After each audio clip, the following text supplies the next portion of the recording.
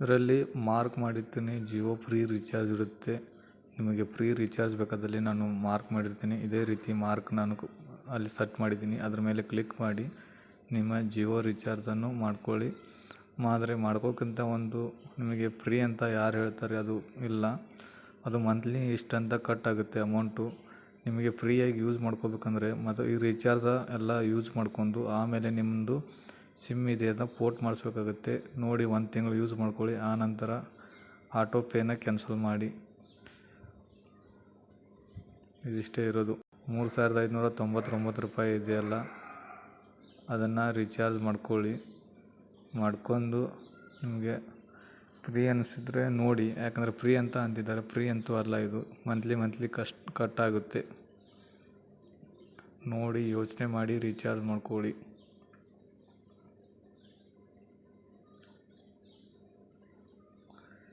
ಇದೇ ಥರ ಮಾಹಿತಿಗಾಗಿ ನನ್ನ ಯೂಟ್ಯೂಬ್ ಚಾನಲನ್ನು ಸಬ್ಸ್ಕ್ರೈಬ್ ಮಾಡಿ. Vilas Bijapur my channel.